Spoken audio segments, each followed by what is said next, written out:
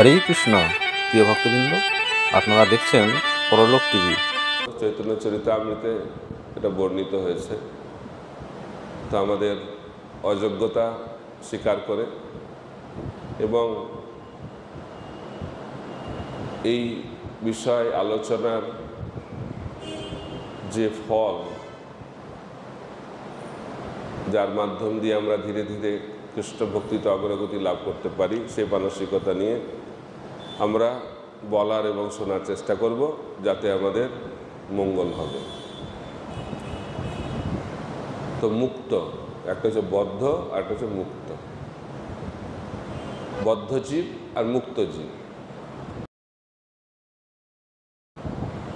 বদ্ধ জীব মানে যে সমস্ত জীবাত্মা এই জড়জগতে তারা হচ্ছে বদ্ধ জীব, আর যে সমস্ত জীব চিন্ময় জগতে থাকে তারা হচ্ছে মুক্ত জীব। নিত্যবদ্ধ, নিত্যমুক্ত। নিত্যবদ্ধ জীব তারা মুক্তি লাভের সৌভাগ্য লাভ করতে পারে, আর যারা নিত্যমুক্ত তারা তো সবসময় মুক্ত। তো মনুষ্য জীবনের উদ্দেশ্য কি? মনুষ্য জীবন তখনই শুরু হয় যখন আমরা ধর্ম আচরণ করি। বলা হচ্ছে আহার নিদ্রা ভয় মৈথুনাংশ সামান্যম এতৎ পশুভি নরানাম ধর্মহি তেষাম অধিক বিশেষ ধর্মনহীন পশুভি সমান। আহার, নিদ্রা, ভয় এবং মৈথুন, এই চারটি কার্য মানুষেরাও করে, পশুরাও করে। কিন্তু যখন কেউ ধর্ম আচরণ শুরু করেন তখন তার মনুষ্য জীবন শুরু হয়। ধর্ম আচরণ মানে প্রশ্ন করা, অর্থাৎ ব্রহ্ম জিজ্ঞাসা।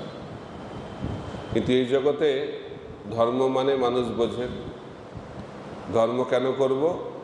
পুণ্য কর্ম করব, তাহলে কি হবে? অর্থ পাব। ধর্ম, অর্থ। অর্থ কেন প্রয়োজন? অর্থ বেশি হলে আমরা ভালো করে ভোগ করতে পারব। ধর্ম, অর্থ, কাম, কামনা বাসনা চরিতার্থ হবে। আর তারপরে যখন কামনা বাসনা ঠিকভাবে চরিতার্থ হবে না, হতাশগ্রস্ত হব, তখন আমরা চাইব মুক্তি। ভক্তি আর মুক্তি, এটা হচ্ছে এই জগতের নিয়ম। ভোগ করতে করতে হতাশ হয়ে মুক্তি, আর মুক্তি ভাব দেখাতে দেখাতে আবার ভক্তি। ভক্তি মুক্তি, ভক্তি মুক্তিতে আমাদের জীবন পরিচালিত হচ্ছে। তো মুক্তি কথাটা বুঝতে হবে ঠিকভাবে। তো শাস্ত্রে 5 রকম মুক্তির কথা বলা হয়েছে। সাযুজ্য মুক্তি, সালোক্য মুক্তি, সারূপ্য মুক্তি, তারপরে সামীপ্য, তারপরে শাস্তি। 5 প্রকার। সাযুজ্য, সাধারণত মানুষ মুক্তি বলতে সাযুজ্য মুক্তিকেই বোঝে। মুক্তি মানে জীবাত্মা যখন ব্রহ্মজ্যোতিতে বিলীন হয়ে যায়, এটাকে বলা হয় একত্ব। অর্থাৎ ব্রহ্ম এবং পরম ব্রহ্ম এক হয়ে গেল। এই হচ্ছে মানুষের মুক্তি সম্বন্ধে ধারণা। এটা একটা ধারণা, কিন্তু এটা মুক্তির একটা আংশিক ধারণা। ব্রহ্ম কখনো পরম ব্রহ্ম হতে পারে না, এই জ্ঞানটা প্রথম জ্ঞান। জীবাত্মা কখনো পরমাত্মা হতে পারে, কিন্তু মানুষ পরমাত্মা হতে চায়। সাধন ভজন করে জীবাত্মা ভাবছে আমি একদিন ভগবান হয়ে যাব। কিভাবে ভগবান হয়ে যাব? নিরাকার ব্রহ্মে বিলীন হয়ে যাব। তো ব্রহ্ম কখনো বিলীন হতে পারে না। ব্রহ্ম সবসময় তার যে অস্তিত্ব তাকে ধরে রাখে। তো এই মুক্তি হচ্ছে আংশিক মুক্তি। তো এই মুক্তির ওপরে আরো 4টি মুক্তি, যেটা হচ্ছে বৈকুণ্ঠ মুক্তি। যে মুক্তির ফলে আমরা বৈকুণ্ঠ জগতে প্রবেশ অধিকার লাভ করতে পারি। সাযুজ্য মুক্তির মাধ্যম দিয়ে আমরা জড়জগতের বাইরে চলে যেতে পারি, কিন্তু চিন্ময় জগতে প্রবেশ করতে পারব না। জড়জগৎ এবং চিন্ময় জগতের মধ্যে যে জায়গাটা, সেটা হচ্ছে ব্রহ্মজ্যোতি। তাই সাযুজ্য মুক্তির মাধ্যম দিয়ে আমরা সেই নিরাকার ব্রহ্ম, যেটি জড়জগৎ এবং চিন্ময় জগতের মধ্যে অবস্থিত, সেখানে যাবার যোগ্যতা অর্জন করি। যেমন একটা দেশের বাইরে বেরোনো হলো, তার মানে এই নয় যে আমি আর একটা দেশে ঢুকে যেতে পারবো। দুটো দেশের মধ্যেখানে একটা নো ম্যানস ল্যান্ড থাকে, তো সেই জায়গাটা হচ্ছে ব্রহ্মজ্যোতি, জড়জগৎ এবং চিন্ময় জগতের মাঝখানে। তাই সাযুজ্য মুক্তি মানে এই জগৎ থেকে মুক্তি হলো, কিন্তু চিন্ময় জগতে প্রবেশ অধিকার হলো না, মাঝামাঝি। কিন্তু বৈকুণ্ঠ মুক্তির মাধ্যম দিয়ে, 4 প্রকার যে বৈকুণ্ঠ মুক্তি, সালোক্য, সারূপ্য, সামীপ্য এবং শাস্তি, তার মাধ্যম দিয়ে আমরা বৈকুণ্ঠ জগতে প্রবেশ করতে পারি। সালোক্য মানে ভগবান যে লোকে বসবাস করেন সেই লোকে আমরা যেতে পারি, সালোক্য। তারপরে সারূপ্য, ভগবানের মতো রূপ, চতুর্ভুজ নারায়ণ রূপ আমরা লাভ করতে পারি, সেটা বলে সারূপ্য। অনেকে গিয়ে বুঝতে, কে নারায়ণ, সবাই তো একই রকম লাগছে, এটা হচ্ছে সারূপ্য মুক্তি। কিন্তু তার যে লক্ষ্মীদেবী যে বিরাজ করেন বক্ষদেশে নারায়ণের, সেটি জীবাত্মাদের সম্ভব না, এটা হচ্ছে পার্থক্য। কিন্তু রূপটা একই রকম, সেটা সারূপ্য মুক্তি। সামীপ্য, তারপরে সামীপ্য মানে ভগবানের কাছাকাছি থাকতে পারবে, পাশাপাশি, সামীপ্য। আর শাস্তি মানে ভগবানের মতো ঐশ্বর্য, শাস্তি। এই 4 প্রকার মুক্তি শাস্ত্রে ব্যাখ্যা করা হয়েছে। কিন্তু এর থেকেও উন্নত হচ্ছে কৃষ্ণ প্রেম।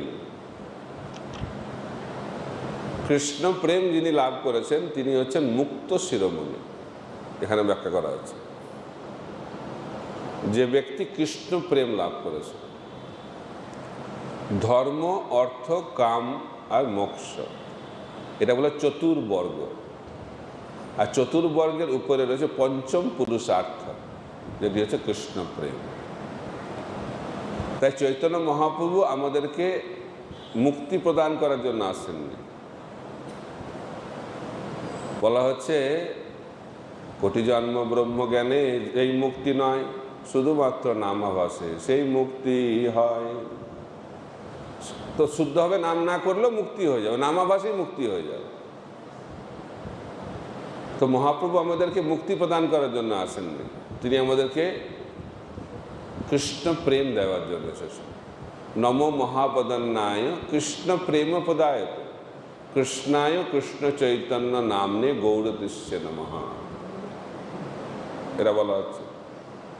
অনর্পিত চরিঞ্চিরাত করুণায় অবতীর্ণ কলৌ সমর্পয়িতম উন্নত উজ্জ্বল রসাং স্বভক্তি শ্রিয়ম হরিপুরাট সুন্দর দুটি কদম্ব সন্দীপিত সদা হৃদয় কন্দরে স্ফুরতুবা শচীনন্দন। শচীনন্দন গৌরহরি তিনি এসেছেন আমাদেরকে কৃষ্ণ প্রেম প্রদান করার জন্য। কাকে প্রদান করতে চান? সবাইকে। যোগ্যতা অযোগ্যতা কোনো বিচার নেই। এই জন্য তিনি হচ্ছেন মহাবদান্যায় অবতার, মহান দাতা, মহান করুণাময়। কৃষ্ণ বলছেন যে আমার চরণে শরণাগত হও, সর্বধর্মান পরিত্যাজ্য মাম এখং শরণং ব্রজ। তুমি যদি আমার চরণে শরণাগত হও, তারপরে তো আমি তোমাকে দেখব। কিন্তু মহাপ্রভুর ভাবতে সেরকম না। মহাপ্রভু আমাদের পেছনে দৌড়াচ্ছে, কি করার জন্য? কৃষ্ণ প্রেম দেওয়ার জন্য। আমরা বলছি না না লাগবে না, লাগবে না, কিন্তু মহাপ্রভু বলছে না না নিতে হবে, নিতে হবে। এটা হচ্ছে মহাপ্রভুর ভাব। ব্রহ্মারও দুর্লভ প্রেম সবাকারে যাচে। শোনো শোনো নিত্যানন্দ, শোনো হরিদাস, সর্বত্র আমার আজ্ঞা করহ প্রকাশ, প্রতি ঘরে ঘরে গিয়া করো এই ভিক্ষা, বল কৃষ্ণ ভজ কৃষ্ণ কর কৃষ্ণ শিক্ষা। তো মহাপ্রভুর ভাব হচ্ছে দেওয়া, গিয়ে গিয়ে দেবে। কারণ কলিযুগের মানুষের কৃষ্ণ ভক্তিতে কোনো উৎসাহ নেই, কারণ মানুষ খুব ব্যস্ত। ভক্তিবিনোদ ঠাকুর বলছেন আমাদের কর্তব্য কর্ম 8 ঘন্টা করা উচিত দিনে, 8 ঘন্টা। 24 ঘন্টার মধ্যে 8 ঘন্টা হচ্ছে শরীরের জন্য, 8 ঘন্টা হচ্ছে আত্মার জন্য, আর 8 ঘন্টা হচ্ছে কর্তব্য কর্মের জন্য। আগে গভর্নমেন্টে যারা কাজ করতো তাদের 8 ঘন্টাই ডিউটি দিতে হতো, তো গভর্নমেন্টও ভগবানের এই নিয়ম মানত। তো এখন প্রাইভেট কোম্পানিতে আর সফটওয়্যার ইঞ্জিনিয়ারিং আসার পরে 8 ঘন্টাটা এখন 16 ঘন্টায় পরিণত হয়েছে, তারপরে আস্তে আস্তে এটা 24 ঘন্টাই হয়ে যাবে। এবং এই ব্যস্ততার মধ্যে হরিনাম করার সময় কোথায়?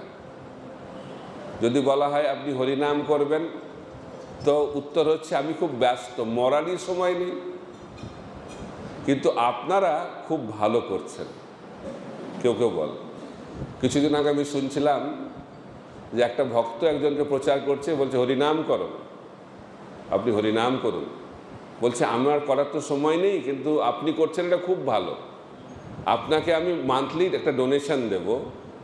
এটা সত্যি ঘটনা, আপনাকে আমি মান্থলি ডোনেশন দেবো, আপনি আমার হয়ে হরিনামটা করুন।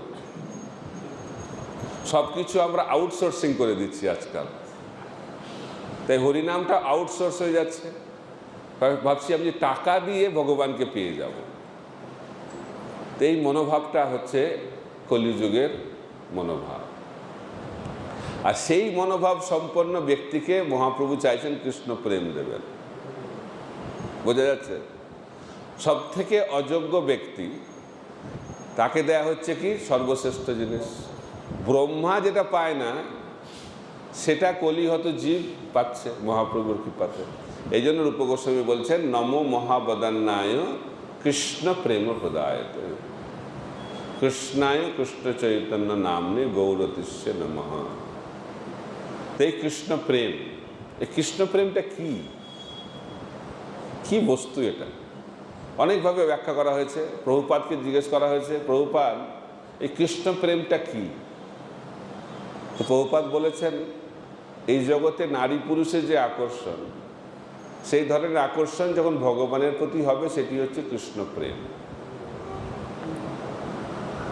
তো প্রভুপাদ বলছে বুঝতে পেরেছো? বলছে হ্যাঁ পরিষ্কার বুঝতে পেরেছি। তো আমাদের একটা আকর্ষণ রয়েছে, এই জগৎটা কি আকর্ষণে চলছে? যৌন আকর্ষণে চলছে। আর সেই আকর্ষণটা যখন ভগবানের প্রতি হবে সেটি হচ্ছে প্রেম, কৃষ্ণ প্রেম। নিত্য সিদ্ধ কৃষ্ণ প্রেম সাধ্য কবু নয়, শোভনাদি শুদ্ধ চিত্তে করহ উদয়। প্রত্যেকের হৃদয়ে কৃষ্ণ প্রেম রয়েছে, কিন্তু এখন সেটি কামের দ্বারা আচ্ছাদিত আছে। যেটা চিন্ময় জগতে প্রেম, সেটা এই জগতে কাম। আত্মেন্দ্রিয় প্রীতি বাঞ্ছা তারে বলে কাম, কৃষ্ণেন্দ্রিয় প্রীতি ইচ্ছা ধরে প্রেম নাম। কার্যটা বদলাতে হবে না, খালি মনোভাবটা বদলাতে হবে। এই জগতে আমরা যে কার্য করি তার পেছনে উদ্দেশ্যটা কি? আমি কি পাবো। তাই ভক্তি করতে এসেও আমরা চিন্তা করি আমি কি পাবো। হরিনাম করলে কি হবে? আমি কি পাবো? চাকরি পাবো, প্রমোশন হবে, মেয়ের কি বিয়ে হবে? এই আমাদের চিন্তা, জাগতিক বিচার। এই জগতে তো মানুষ সাধারণত ভগবানের কাছে যায় না, কিন্তু যারাও যায় তারা কি জন্য যায়? আমি কি পাবো, জাগতিক। তো মহাপ্রভু বলছেন যে আমা ভজে বিষয় মাঙ্গে। আমাকে ভজনা করছেন কিন্তু কি চাইছে? বিষয়। তো মহাপ্রভু তাদেরকে কি বলছেন? সে তো বড় মূর্খ। মূর্খ যে আমাদেরকে কোটি কোটি টাকা দিতে পারে, তার কাছে গিয়ে আমি যদি বলি আমি খেতে পাইনি, আজকে একটু ব্রেকফাস্টের টাকাটা দিয়ে দিন তো, 50 টাকা, একটা 50 টাকা ব্রেকফাস্ট কুপন, ইস্কনে খেতে যাব, তো একটা কুপনের পয়সা দিয়ে দিন। এটা কি বুদ্ধিমানের লক্ষণ না মূর্খতার লক্ষণ? মূর্খতার লক্ষণ। তো ভগবান আমাদেরকে কি দিতে পারেন? ভগবান আমাদেরকে বৈকুণ্ঠ প্রদান করতে পারে। বৈকুণ্ঠ। তো বৈকুণ্ঠের ঐশ্বর্যটা কিরকম ঐশ্বর্য? বলা হচ্ছে, আচার্যরা ব্যাখ্যা করছেন যে এই পুরো বিশ্ব ব্রহ্মাণ্ড জড়জগতের সমস্ত ঐশ্বর্যকে একত্রিত করলেও চিন্ময় জগতের একটা ধূলিকণাকেও কেনা যায় না। বোঝা যাচ্ছে? বোঝা যাবে না। এটা হচ্ছে ভগবানের অচিন্ত শক্তি। অচিন্ত শক্তি, সব থেকে মূল্যবান বস্তু হচ্ছে কৃষ্ণ প্রেম। কিন্তু সেই কৃষ্ণ প্রেমকে যদি আমরা পেতে চাই, তাহলে এই জগতের যে ঐশ্বর্যের যে মূল্যহীনতা, সেটাকে আমাদেরকে বুঝতে হবে। একজন মহাদেবের ভজনা করেছেন, মহাদেবকে চাইছেন আমি ধনী ব্যক্তি হতে চাই, অনেক টাকা পয়সা চাই। তখন বলছে তুমি চলে যাও বৃন্দাবনে, ওখানে সনাতন গোস্বামী আছে। তো সনাতন গোস্বামীর কাছে পৌঁছে গেছে। তো সনাতন গোস্বামীকে দেখে একটু সন্দেহ হয়েছে, এনার কাছে এত পয়সা, কুটিরে থাকে, কিচ্ছু নেই। তো বলছে আপনি কি সনাতন গোস্বামী? বলছে হ্যাঁ, লোকে তো আমাকে ওই বলেই ডাকে। বলছে মহাদেব আমাকে পাঠিয়েছেন, আপনার কাছে ঐশ্বর্য আছে, আপনার কাছে অনেক। তো সনাতন গোস্বামী বলছে দেখে বুঝতে পারছেন আমার তো কিছুই নেই। বলছে না না, মহাদেব বলেছেন। তখন মনে পড়েছে, হ্যাঁ তাই তো, আমার কাছে একটা পরশমণি আছে। তো পরশমণি যাকে স্পর্শ করবে সেটা সোনাতে পরিণত হবে। তো পরশমণিটা দিয়েছে। আমি কোন জায়গায় শুনেছিলাম, বলছে নাকি পরশমণিটা ডাস্টবিনে রাখা ছিল, আর অন্য কাহিনী হচ্ছে, কিন্তু পরশমণিটা দিয়েছে। তো দিয়েছে, তো সেই ব্যক্তিটা ভাবছে যে পরশমণি আমাকে এইভাবে দিয়ে দিল, আর পাওয়ার পরে এত আনন্দ পেয়েছে, আর সনাতন গোস্বামী ধন্যবাদও জানায়নি। ও চলছে বাড়ির দিকে। তো যেতে যেতে তার মনে হয়েছে যে পরশমণিকে যদি সনাতন গোস্বামী এইভাবে ব্যবহার করে, ওনার কাছে কিনা আছে, আমার তো ওইটা লাগবে। এটা হচ্ছে সাধু সঙ্গের ফল। আবার ফিরে এসেছে, বলছে আপনি পরশমণি আমাকে এইভাবে দিয়ে দিলেন, কিন্তু আপনি তো আপনার আসল সম্পত্তিটা দিচ্ছেন না, যেটা আপনি লুকিয়ে রেখেছেন লকারে। বলছে ওটা পেতে গেলে এই পরশমণিটাকে যমুনার জলে ফেলে আসতে। তো সেই ব্যক্তি যমুনার জলে ফেলে এসেছে, যমুনায় স্নান করে এসেছে। তখন সনাতন গোস্বামী ওনাকে দীক্ষা মন্ত্র প্রদান করেছেন, হরে কৃষ্ণ কৃষ্ণ কৃষ্ণ হরে হরে, হরে রাম রাম রাম হরে হরে। নাম চিন্তামণি। আর এই জগতে সেটা হচ্ছে পরশমণি। নাম চিন্তামণি কৃষ্ণ চৈতন্য রস বিগ্রহ পূর্ণ শুদ্ধ নিত্য মুক্ত অভিন্নতাক নাম নামিন। তাই নামের মহিমাকে বুঝতে হবে। নাম করলে আমরা প্রেম পাব, কিন্তু কিভাবে নাম করতে হবে? শুদ্ধভাবে নাম করতে হবে। অপরাধযুক্ত নামে জড় ঐশ্বর্য, অনেক ঐশ্বর্য হয়ে যাবে হরিনাম করলে। আর এটা তো বেশিরভাগ মানুষ আকর্ষিত হয়। নাম করলে অনেক ঐশ্বর্য হবে, ভগবান কত করুণাময়, ভগবান কত দয়াময়। তারপরে আরেকটু যখন উন্নত হবে, তখন নামাভাস, নামাভাসে জাগতিক আসক্তি চলে যাবে, মুক্তি লাভ হবে। আর যখন কেউ শুদ্ধভাবে নাম করবে, তখন সেই ব্যক্তি কি লাভ করবেন? কৃষ্ণ প্রেম। তাই কৃষ্ণ প্রেম যদি পেতে হয়, তাহলে শুদ্ধভাবে হরিনাম করতে হবে, শুদ্ধভাবে। তো শুদ্ধভাবে হরিনাম করতে গেলে আমাদেরকে শুদ্ধ ভক্তের মুখ থেকে শ্রবণ করতে হবে। নিত্য সিদ্ধ কৃষ্ণ প্রেম সাধ্য কবু নয়, শোভনাদি শুদ্ধ চিত্তে কর উদয়। তো যারা সাধক, তাদের প্রাথমিক পর্যায়ে বেশি শ্রবণ করতে হয়, কারণ হৃদয়ে অনেক ময়লা রয়েছে। আর আমরা যে নাম উচ্চারণ করছি সেটা নাম শুদ্ধ, কিন্তু আমি অশুদ্ধ, তাই সেই নামের ফলটা কম হয়। তো সেই কারণে যদি আমরা শুদ্ধ ভক্তের সেবা করি, নিত্যম ভাগবত সেবয়া, অর্থাৎ গ্রন্থ ভাগবত থেকে শুনি আর শুদ্ধ ভক্তের সেবা করি, দুটো একসঙ্গে চলতে হবে। নারদ মুনি তিনি ভক্তি বেদান্তদের মুখ থেকে শুনছিলেন, আবার সেই সঙ্গে সঙ্গে ভক্তি বেদান্তদের সেবা করতেন এবং তাদের অনুমতি নিয়ে তাদের উচ্ছিষ্ট গ্রহণ করেছিলেন। তাই বলা হচ্ছে ভক্তপদ রজ ভক্তপদ জল, ভক্তের উচ্ছিষ্ট 3 সাধনার বল। তাই আমরা যদি শুদ্ধ ভক্তের সেবা করি আর শুদ্ধ ভক্তের করুণা লাভ করি, তাদের চরণধুলির মাধ্যম দিয়ে, তাদের চরণামৃতের মাধ্যম দিয়ে, তাদের মহাপ্রসাদের মাধ্যম দিয়ে, তাহলে হৃদয়টা তৎক্ষণাৎ পবিত্র হয়ে যায়, আমরা তৎক্ষণাৎ অনাসক্ত হয়ে পড়ি। এই জন্য বলা হচ্ছে, প্রহ্লাদ মহারাজা বলছেন যে যারা মহান ব্যক্তি তাদের চরণ ধুলি দিয়ে আমাদের অভিষেক করতে হবে শরীরকে, তাহলে আমরা এই যে কৃষ্ণ প্রেম সেটা পাওয়ার যোগ্যতা লাভ করব। আমাদের কোনো যোগ্যতা নেই।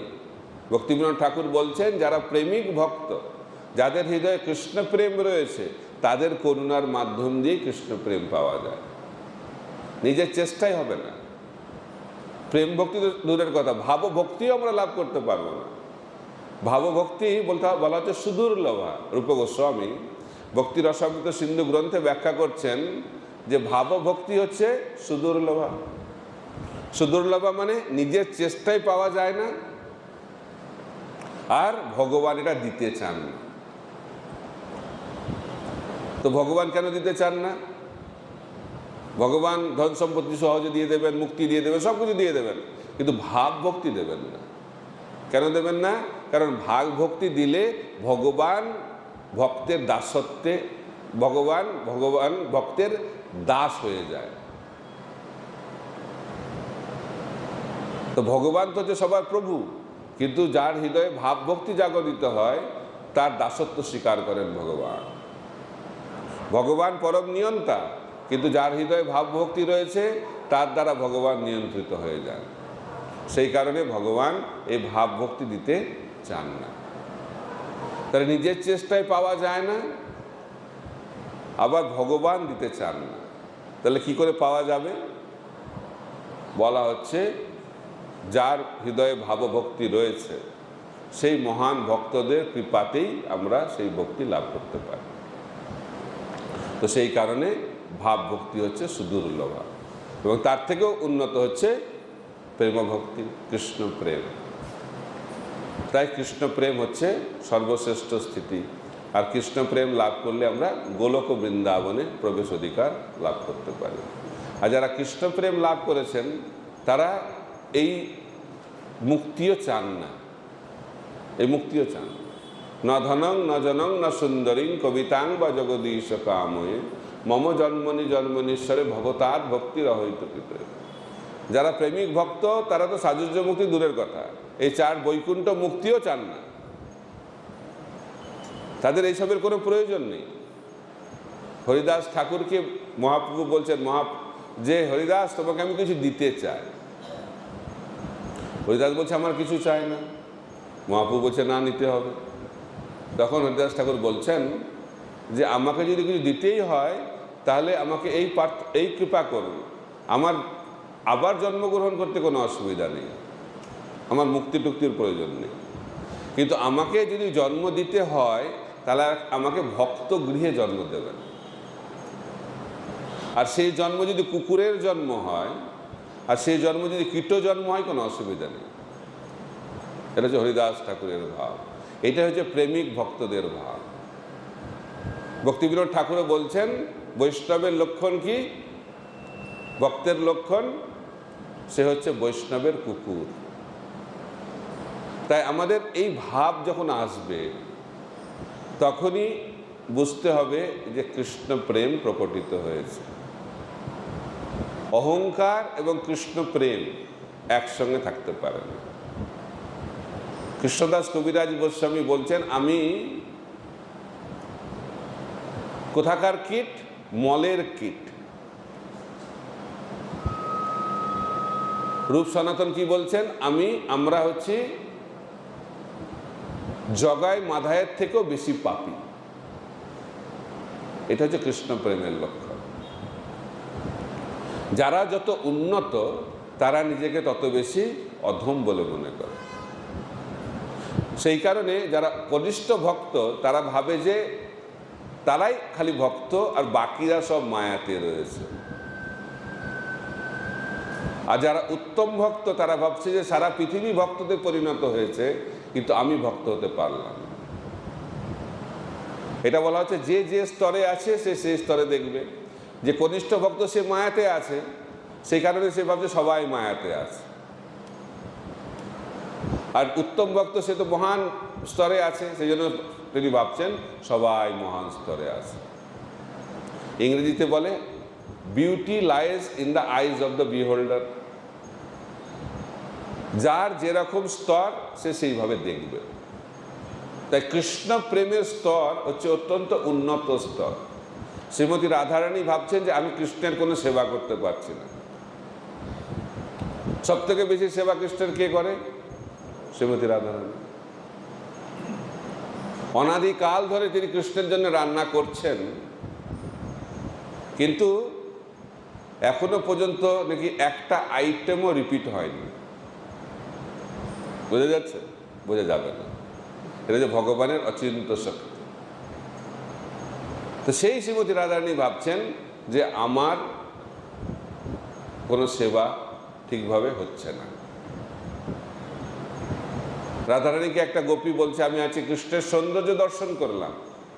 তো রাধারানী বলছেন তোমার সৌভাগ্য, তুমি অত্যন্ত সৌভাগ্যবতী, আমার সেই সৌভাগ্য কখনো হবে না। যে কেন? বলছে আমি যখনই কৃষ্ণের একটা অঙ্গের দিকে তাকিয়ে থাকি সেই অঙ্গ থেকে চোখটা আর সরাতে পারি না, তো আমি ভগবানের রূপ দেখবো কি করে? এটা হচ্ছে রাধারানীর প্রেম। তো সেই স্তরের প্রেম অসম্ভব, এটা বলা হয় মহাভাব। আদৌ শ্রদ্ধা তথা সাধু সঙ্গ ভজন ক্রিয়া অনর্থ নিবৃত্তি নিষ্ঠা রুচি আসক্তি ভাব, তারপরে হচ্ছে প্রেম, কৃষ্ণ প্রেম। তো কৃষ্ণ প্রেমের লক্ষণটা কি সেটাও শিক্ষাষ্টমীকে মহাপ্রভু ব্যাখ্যা করছেন।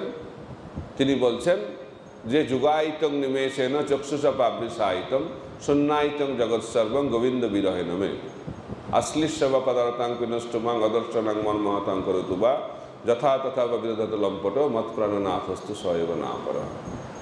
এগুলো হচ্ছে প্রেমের লক্ষণ। তো সেই প্রেমের আবার স্তর রয়েছে, স্নেহ, মান, প্রণয়, রাগ, অনুরাগ, ভাব, মহাভাব। আর মহাভাবের আবার স্তর রয়েছে। সর্বশ্রেষ্ঠ মহাভাবের স্তর হচ্ছে শ্রীমতী রাধারানীর স্তর। মহাভাব স্বরূপিণী রাধা ঠাকুরানী। তো শ্রীমতী রাধারানী শরীরটা কি দিয়ে তৈরি? মহাভাব দিয়ে তৈরি। ওনার পুরো শরীরটাই হচ্ছে কৃষ্ণ প্রেম। আমাদের শরীরটা কি দিয়ে তৈরি? কাম দিয়ে তৈরি। আর শ্রীমতী রাধারানীর শরীরটা কি দিয়ে তৈরি? মহাভাব, প্রেমের সর্বশ্রেষ্ঠ স্তর দিয়ে তৈরি। তার প্রতিটি অঙ্গে রোমকূপে কি রয়েছে? কৃষ্ণ প্রেম। আর আমাদের শরীরে কি রয়েছে? কৃষ্ণ ভগবান বলছেন আমাদের শরীরে কাম, মনে কাম, বুদ্ধিতে কাম, সব জায়গায় কাম, কামময় জগৎ। আর চিন্ময় জগৎ হচ্ছে প্রেমময় জগৎ। সেই কারণে কৃষ্ণ প্রেম যারা লাভ করেছেন তারা হচ্ছে মুক্ত শিরোমণি। বোঝা গেল? তারপরে দ্বিতীয় শ্লোকে, যেটা আমরা আজকে আলোচনা করলাম, দ্বিতীয় শ্লোকে বলা হচ্ছে কোন গান সর্বশ্রেষ্ঠ। আমরা গান গাইতে ভালোবাসি, গান শুনতে ভালোবাসি, কিন্তু মহাপ্রভু বলছে নাচো গাও ভক্ত সঙ্গে সংকীর্তন এমনই মধুর মহাপ্রভুর বচন। কলিযুগের গান হচ্ছে সর্বশ্রেষ্ঠ গান হচ্ছে হরে কৃষ্ণ কৃষ্ণ কৃষ্ণ হরে হরে, হরে রাম রাম রাম হরে হরে। এই গান যে গাইবে, গান গাওয়ার সমস্ত আনন্দ লাভ করতে পারবে। এই জগতে গান কি হয়? গান যখন প্রথম রিলিজ হয় খুব আকর্ষণীয়, প্রথমবার শুনতে খুব ভালো লাগে। হিন্দি সিনেমা, ইংরেজি গান, বাংলা গান তো শুনবে, প্রথমবার খুব ভালো লাগবে, নতুন নতুন বেরিয়েছে। কিছুদিন পরে দ্বিতীয়বার শুনবে, একটু কম ভালো লাগবে, আস্তে আস্তে আর ভালো লাগবে না, তখন মনে হবে আবার নতুন একটা চায়। এটা হচ্ছে এই জগতের গান। এই জগতের গান মানে প্রথমে মধুর লাগবে, তারপরে বিষময় লাগবে। ইংরেজিতে বলে nectar at the beginning, poison at the and. এই জগতের গান হচ্ছে সেরকম। তারপরে চিন্ময় জগতের গান কীরকম? Poison at the end, poison at the beginning, nectar at the end. Hare Krishna মহামন্ত্র ভালো লাগে না, এই গান শুনতে ভালো লাগে না, এটা হচ্ছে সাধকের লক্ষণ, বদ্ধজীবের লক্ষণ। কিন্তু এটা হচ্ছে ওষুধ, ভবৌষধি। ভাগবতমে ব্যাখ্যা করা হচ্ছে যে এই হরিনাম হচ্ছে বদ্ধজীবের জন্য ওষুধ। তো ওষুধ খেতে ভালো লাগে নাকি? ডাক্তার ওষুধ দিয়েছে, বলছে ও খুব সুন্দর ওষুধ দিয়েছে, সারাদিন খেতে ইচ্ছে হচ্ছে, এটা হবে? ওষুধ খেতে ভালো লাগে না, কিন্তু ওষুধ খেতে হয়। কেন? রূপ গোস্বামী উদাহরণ দিয়েছেন, যার জন্ডিস হয়েছে তাকে যদি মিছরি দেওয়া হয়, মিছরিটা কেমন লাগে? তেতো লাগে। মিছরিটা কি তেতো? কিন্তু তেতো কেন লাগছে? তার কারণটা হচ্ছে রোগ হয়েছে, পাণ্ডু রোগ, জন্ডিস। যাদের জন্ডিস হয় তাদেরকে যদি মিছরি দেওয়া হয় সেটা তেতো লাগে। এখন এই মিছরিটা মিষ্টি কখন লাগবে? যখন জন্ডিসটা সেরে যাবে। তো জন্ডিসটা কি করে সারবে? মিছরি খেতে খেতে। তাই মিছরি খাওয়াটা হচ্ছে, যার জন্ডিস হয়েছে সেটা ওষুধ।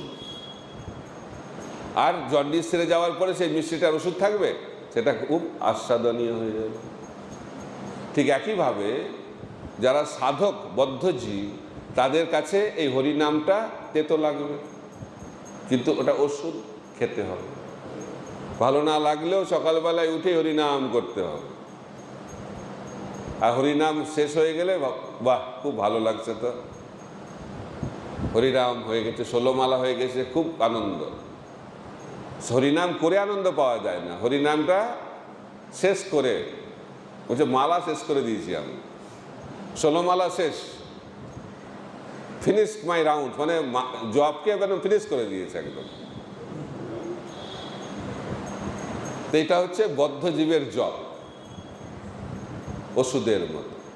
কোনো রকমে শেষ করো, কোনো রকমে খাও। বাচ্চাদেরকে যখন ওষুধ খাওয়ানো হয়, একটু কিছু মিষ্টি দিয়ে নাক, কি বলে, নাককে বন্ধ করে খেয়ে নিলে, এত তেতো, খাওয়া যাচ্ছে না। তো সেইভাবে আমরা যখন গ্রহণ করব, তো খেতে খেতে খেতে খেতে খেতে খেতে রোগটা সারবে। আর যখন রোগটা সেরে যাবে, তখন সেই হরিনামটা তখন খাদ্যে পরিণত হবে, তখন অত্যন্ত আস্বাদনীয় হয়ে যাবে। তাই সাধকের জন্য হরিনামটা হচ্ছে ওষুধ, আর সিদ্ধদের জন্য হরিনামটা হচ্ছে খাদ্য। তাই বলা হচ্ছে এখানে রাধাকৃষ্ণের যে প্রণয়, তার যে গান, জয়দেব গোস্বামী লিখেছেন, চণ্ডীদাস লিখেছেন, আমাদের গৌড়ীয় বৈষ্ণব আচার্যরা লিখেছেন, কিন্তু সেটা আস্বাদন করতে পারেন কারা? যারা উত্তম ভক্ত, যারা কৃষ্ণ প্রেম লাভ করেছেন। তাই কৃষ্ণ প্রেম মুক্ত শিরোমণি, তাদের জন্যই সেই গান। কিন্তু সাধকদের জন্য মহাপ্রভু কৃপা করেছেন, সেই গানই হরে কৃষ্ণ মহামন্ত্র রূপে দিয়েছেন। সেই সর্বশ্রেষ্ঠ যে রাধাকৃষ্ণ প্রণয় কেলি, সেই প্রণয় কেলি হরে কৃষ্ণ মহামন্ত্রের মাধ্যম দিয়ে সবার কাছে প্রদান করছেন চৈতন্য মহাপ্রভু। হরে কৃষ্ণ কৃষ্ণ কৃষ্ণ হরে হরে, হরে রাম রাম রাম হরে হরে। সেই কারণে মহাপ্রভু এই রাধাকৃষ্ণের অন্তরঙ্গ লীলা পাবলিকে আলোচনা করতে বারণ করেছেন, কারণ যোগ্যতা না থাকলে সেটা অমৃতের পরিবর্তে বিষে পরিণত হবে।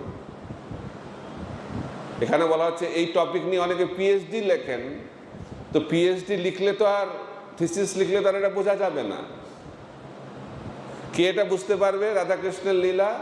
রাধাকৃষ্ণের লীলা সেই ব্যক্তি বুঝতে পারবে যার হৃদয়টা পবিত্র হয়েছে। তাহলে এটা জাগতিক লোকের মতো মনে হবে এবং নিন্দা করে কৃষ্ণকে। অনেকে বলে তোমাদের কি ভগবান, এত মহিলার সঙ্গে ঘুরে ঘুরে বেড়ায়, নাচ করে গায়, এটা কি ধরনের ভগবান? এই জন্য রামচন্দ্র ভগবানকে ভগবান হিসেবে গ্রহণ করা সহজ, কারণ রামচন্দ্র হচ্ছেন মর্যাদা পুরুষোত্তম, একপত্নীব্রত, সব কিছু নিয়ম ঠিকভাবে পালন করেন। কিন্তু কৃষ্ণ হচ্ছেন লীলা পুরুষোত্তম, সব নিয়ম খুব সুন্দরভাবে ভেঙে দেন।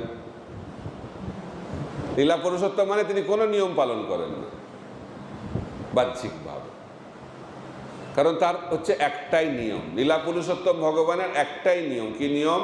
কি করে আমি ভক্তদেরকে আনন্দ প্রদান করব। তাই ভক্তদেরকে আনন্দ প্রদান করার জন্যই ভগবান সব কার্য করে থাকেন, কৃষ্ণ ভগবান। তাই রুক্মিণী দেবীকে কৃষ্ণ বলছেন যে তুমি কেন আমাকে পতি হিসেবে গ্রহণ করলে? এটা পুরো ভুল সিদ্ধান্ত নিয়েছে।